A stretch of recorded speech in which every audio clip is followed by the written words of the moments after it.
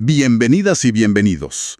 Hoy nos vamos a sumergir en un texto que aborda un tema enorme y, seamos honestos, bastante resbaladizo. La fe. La fe, exactamente. Las fuentes que tenemos del libro La sustancia de lo invisible proponen una idea que de entrada es un desafío. Así es. Que la fe no es optimismo ciego ni pensamiento mágico, sino algo mucho más sólido. Totalmente. Y nuestra misión hoy es desentrañar una aparente contradicción que el autor pone sobre la mesa. A ver, ¿cómo puede la fe ser la convicción de lo que no se ve y al mismo tiempo basarse en un tipo de evidencia? Exacto. Esa es la paradoja central. El texto argumenta que hemos reducido la fe a un sentimiento, cuando en su concepción original es el fundamento sobre el que se construye todo lo demás. No es un pilar más. No, es el cimiento. Y para entenderlo, el autor nos lleva de vuelta a la definición clásica de Hebreos. La certeza de lo que se espera, la convicción de lo que no se ve. Esa misma. Y hoy vamos a ver cómo esa convicción se vive en la mente, se demuestra en la acción y sobre todo se prueba en el conflicto. De acuerdo, empecemos por ahí, porque esa frase suena poética, pero también un poco abstracta. La convicción de lo que no se ve. Sí. El texto insiste en que no es un salto al vacío, sino un paso basado en algo real. Pero si no se ve, ¿dónde está la evidencia? O sea, ¿no es eso una contradicción? Es una excelente pregunta porque toca el núcleo de lo que, según el texto, se ha perdido en la traducción y en la cultura. El autor explica que el texto original en griego tiene dos ingredientes clave, que son mucho más concretos de lo que suenan. A ver. El primero es la palabra hipostasis, que solemos traducir como sustancia o certeza. Que sigue sonando un poco etéreo, la verdad. Pero la imagen real detrás de hipóstasis es la de un título de propiedad.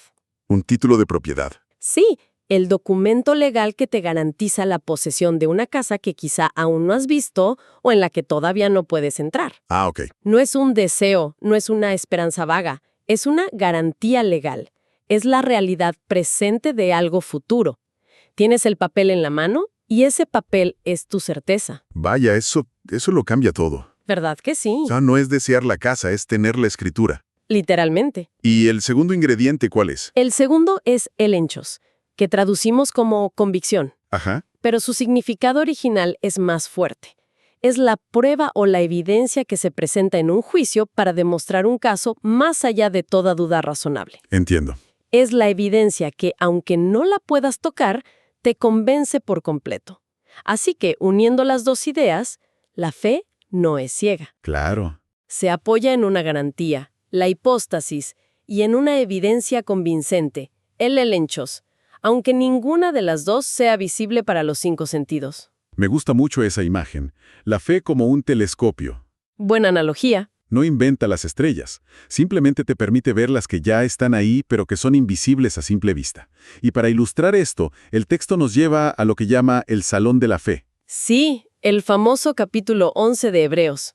El autor toma algunos ejemplos para mostrar cómo funcionaba este telescopio en la práctica. ¿Ok? Menciona a Abel, cuya fe se vio en una acción. Ofreció un sacrificio que fue considerado mejor. No fue un sentimiento, fue un acto de obediencia.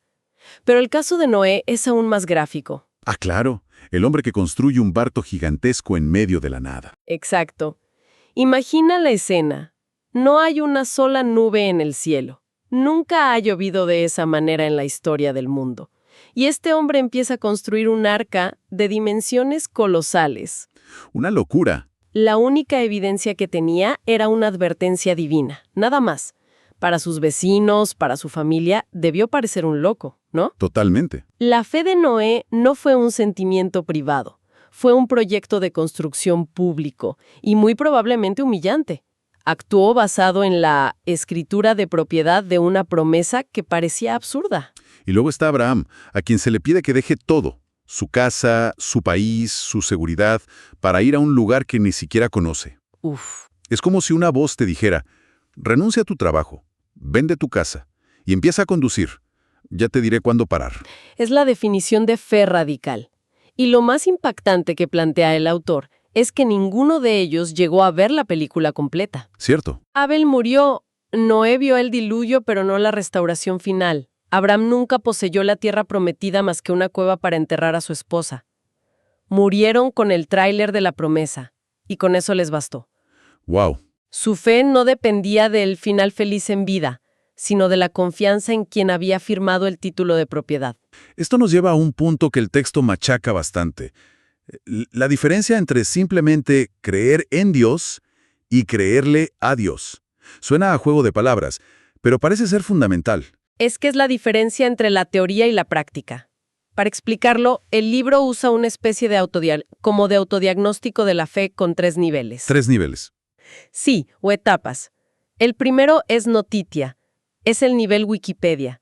Simplemente conoces los datos sobre Dios. Sabes que existe, conoces las historias. Es información. El conocimiento intelectual básico, entendido. ¿Y el segundo nivel? El segundo es ascensus. Aquí es cuando dices, ok, no solo conozco los datos, sino que intelectualmente acepto que son verdad. Es el asentimiento mental. De acuerdo.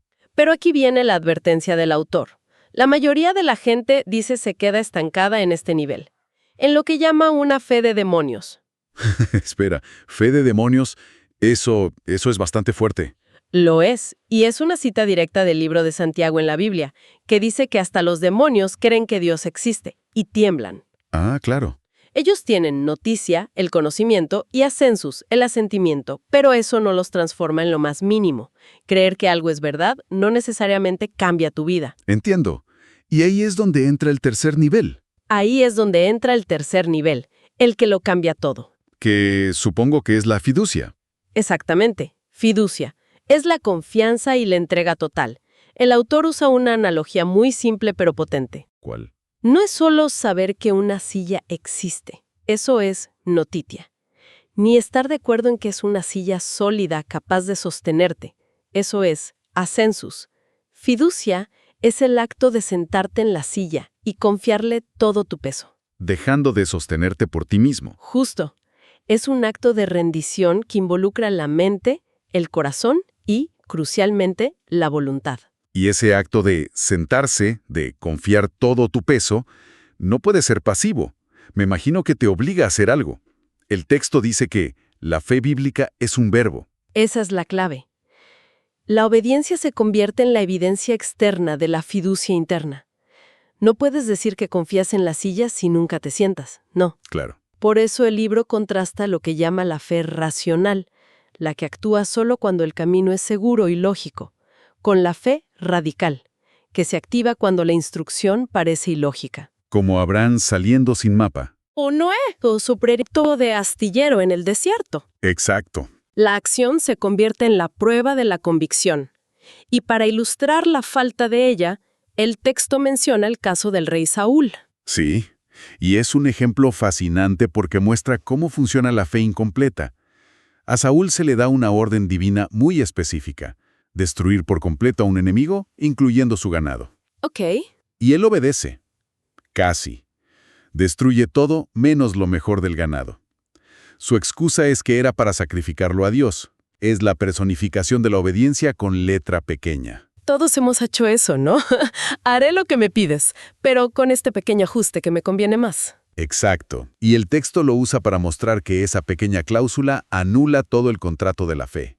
La obediencia a medias es desobediencia, y nace de una fe que todavía quiere mantener algo de control, que no se ha sentado del todo en la silla. Tiene sentido. Por eso el autor concluye que la fe se mide no por lo fácil que es obedecer, sino por la dificultad y lo ilógico de la orden que se obedece. Entiendo la parte de la obediencia, pero seamos honestos.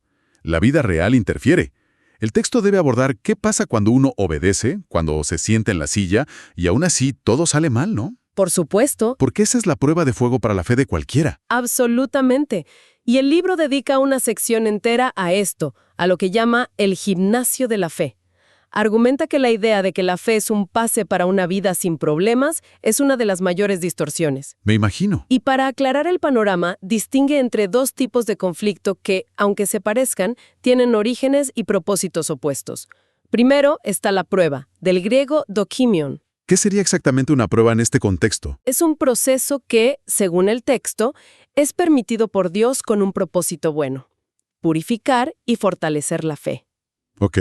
La analogía que usa es la del fuego que refina el oro.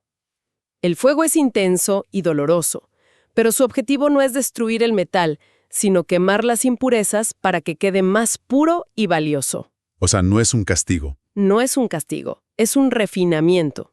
¿Y el segundo tipo de conflicto? Es la tentación, o peirasmos.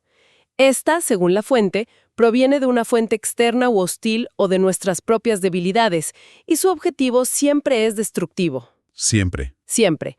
Busca incitar al error, al pecado, para debilitarnos. En resumen, la prueba busca construir, la tentación busca destruir. La fe se fortalece en la primera y se defiende de la segunda. Entonces, en medio de esa batalla, donde a veces no sabes si es prueba o tentación, ¿qué papel concreto juega la fe? Pues la fe funciona como el escudo, una imagen tomada de la carta a los Efesios. Un escudo no evita que te disparen flechas, pero sí evita que te hieran. Me gusta esa imagen. El texto interpreta esas flechas de fuego como las dudas, el temor, la ansiedad, las mentiras sobre el carácter de Dios que surgen en medio de la crisis. La fe es lo que permite seguir avanzando a través del fuego, confiando en el propósito del refinador, aunque no entiendas el proceso. Claro. Por eso el autor rechaza con tanta fuerza lo que llama un evangelio fácil. La fe no te libra de la tormenta, te sostiene dentro de la barca. Y de este campo de batalla, de este crisol, el texto nos lleva a un tema todavía más complejo: el milagro. ¿Cómo se conecta esa fe, probada y refinada en el conflicto, con la expectativa de algo sobrenatural? El milagro se presenta como la irrupción visible de esa convicción invisible en el mundo natural. Ok. El libro argumenta que la fe no genera el poder divino, pero a menudo es el activador humano que lo libera. Cita los pasajes donde Jesús dice, ¿tu fe te ha salvado? O pregunta, ¿crees que puedo hacer esto? Sí, lo recuerdo. La fe se convierte en el canal. Y a la inversa, la incredulidad se presenta como un factor que puede limitar esa obra, como en el famoso pasaje donde se dice que Jesús no pudo hacer muchos milagros en su propia tierra a causa de la incredulidad de ellos. Pero aquí es donde a mí me surge un problema y creo que a mucha gente también. Adelante. Si se interpreta así, puede sonar a una fórmula mágica. Si tienes suficiente fe, obtendrás tu milagro. Y si no lo obtienes, es tu culpa por no tener suficiente fe. Eso puede ser muy destructivo. El texto es muy consciente de ese peligro y lo aborda directamente. Analiza la famosa frase de Marcos: todo lo que pidáis orando, creed que lo recibiréis y os vendrá. Exacto, esa frase. Y advierte que esto no es un cheque en blanco para satisfacer cualquier deseo. La fe genuina, según la fuente, no busca usar a Dios como una máquina expendedora, sino que busca alinearse con su voluntad ya revelada. Entiendo. No se trata de usar la fe para imponer nuestra voluntad a Dios, sino para rendirnos a la suya, confiando en que es mejor que la nuestra. Entonces, a veces la respuesta a una oración hecha con fe puede ser no o espera. Y la fe no debería desmoronarse por eso. Exacto. Honestamente, cuando leí esa parte me costó, porque choca frontalmente con la otra idea de creed que lo recibiréis. ¿Cómo reconcilia el autor esas dos posturas que parecen opuestas? El libro lo llama la fe madura. Es la fe que ha pasado por el gimnasio del sufrimiento. Una fe que no se quiebra cuando la respuesta no es el sí que esperaba. Una fe resiliente. Muy resiliente. El autor sugiere que a veces el mayor milagro no es la sanidad del cuerpo o la provisión financiera, sino recibir la fortaleza sobrenatural para seguir confiando y obedeciendo a pesar de la ausencia de esa respuesta afirmativa. ¡Wow! Es la fe que puede decir, aunque no suceda lo que pido, seguiré confiando en quien es Él. Esa, según el texto, es la fe más pura, la que ha sido completamente refinada por el fuego. Entonces, resumiendo este viaje, el cuadro que pinta este material es que la fe no es un sentimiento optimista, sino... Una convicción operativa. Me gusta ese término. Es una forma de navegar el mundo basada en una realidad garantizada, el título de propiedad, que aún no vemos.